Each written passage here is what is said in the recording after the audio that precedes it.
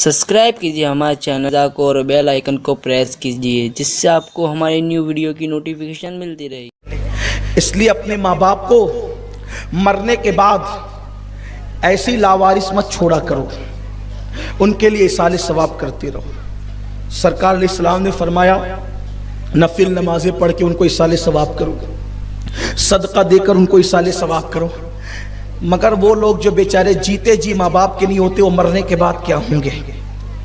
ये सारी चीजें तो उनके लिए है जिनके दिल अल्लाह ने नरम किए हैं, जिनके दिलों के अंदर नरमी है। इसलिए अपने मुर्दों को लावारिस मत छोड़ा करो। बल्कि यहाँ तक रिवायतों में आता है कि मुर्दे इसाले सवाब की राह ऐसे तकते हैं जैसे आने वाले मुसाफिर की राह तुम तकते हो, और जो तुम इसाले सवाब करते हो फरिश्ते उसको नूर की थाल में सजा करके ले जाते हैं। इमाम जलालुद्दीन सुयूती की शरह सुदूर में इस पर मुकम्मल बाब बांधा गया है।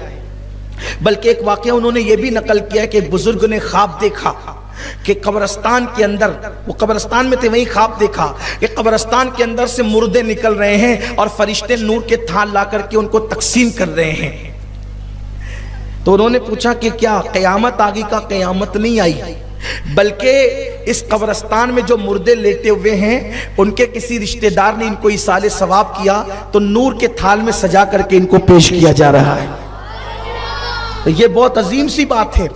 बल्कि इसाले सवाब करने के लिए बहुत लंबा चौड़ा पढ़ने की जरूरत नहीं है। एक बार दुरूद शरीफ पढ़ दो तो भी उसकी बरकतें आपके मुर्दों को मिल जाती है। यहाँ मुझे एक बहुत प्यारा सा वाकया याद आया हदीस पाक पढ़ने से पहले।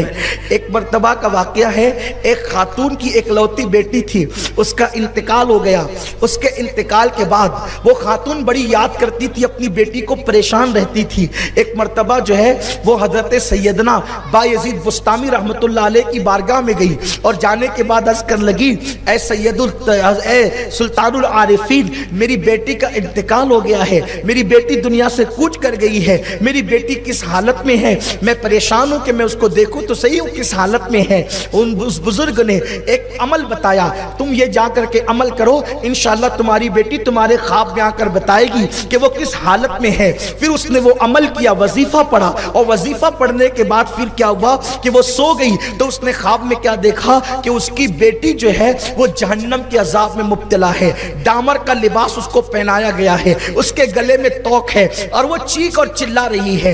ऐसे में वो जो है वो माँ थी ना, तो इस हालत में बेटी को देखा तो चीख करके उठ गई, और उठने के बाद देखा तो ख्वाब था। वो हजरत बायजीद बुस्तामी के पास गई, हजरत मेरी बेटी बहुत अजाब में है, मैंने उसको अल्लाह के अजाब में गिरफ्तार देखा है। अल्लाह अकबर। फिर क्या हुआ, दूसरे दिन हजरत बायजीद बुस्तामी रहमतुल्लाह ताला जब सोए तो आपने ख्वाब में एक लड़की को देखा जिसके सर पे जन्नत का ताज है और वो जन्नत के बागों के अंदर टहल रही है, जन्नत के बागों के अंदर वो टहल रही है। अल्लाह अकबर। वो है हजरत बायजीद ने पूछा, ए बेटी तू कौन है, कौन खुश नसीब है? कहने लगी, बाबा मैं एक गमजदा माँ की बेटी हूँ, मेरी जिस माँ ने मुझे कल जहन्नम के दहकते हुए शोलों में देखा था, जहन्नम के अजाब में देखा था, मैं उसी गमगीन माँ की बेटी हूँ। तो बायजीद बुस्तामी ने पूछा, बेटी कल तो तू अल्लाह के अजाब में गिरफ्तार थी, तेरी माँ ने तुझे अजाब में देखा, आज तेरे सर पे जन्नत का ताज कैसे, आज तेरे वजूद पे जन्नत का लिबास कैसे, आज तू जन्नत के बागों में कैसे टहल रही है?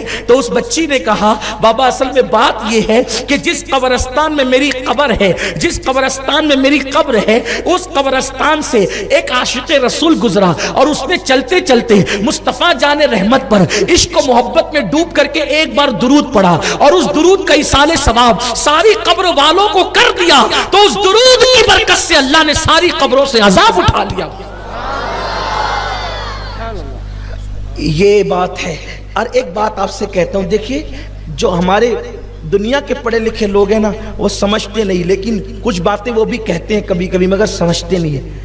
हदीस कुरान नहीं पढ़ते ना, तो ऐसी कुछ भी अपनी अटकल से बातें करते हैं। हम क्या कहते हैं, भाई जिसने हाफिज कुरान अपने बच्चे को बनाया तो क़यामत के दिन अल्लाह उसके माँ बाप के सर पे क्या सजाएगा? ताज सजाएगा। अब आप मैं पूछता हूँ कि उसका बाप हाफिज कुरान था क्या? बोले, बोलो भाई, नहीं था ना। फिर उसको ताज क्यों मिला? बेटा हाफिज कुरान बना। तो बोलो, जब बेटे का हाफिज कुरान बनना बाप को फायदा पहुंचाया कि नहीं पहुंचाया? ये भी तो इसाले सवाब है। یہ بھی تو ایصال ثواب ہے۔ تو اس طرح قرآن اور حدیث کے اندر ایصال ثواب آیا ہے، اس لیے ایصال ثواب کرتے رہو اور فلاح پاتے رہو۔ اپنے مردوں کے مرحومین کے نام سے ایصال ثواب کرو، بزرگوں کے نام پہ، اپنے پیروں کے نام پہ، اپنے مشائخ کے نام پہ، انشاءاللہ اس کی برکتیں ملتی رہے گی۔ اور بہت طویل داستان 14 صدیوں سے یہ ایصال ثواب کا سلسلہ چلتا آ رہا ہے۔ اب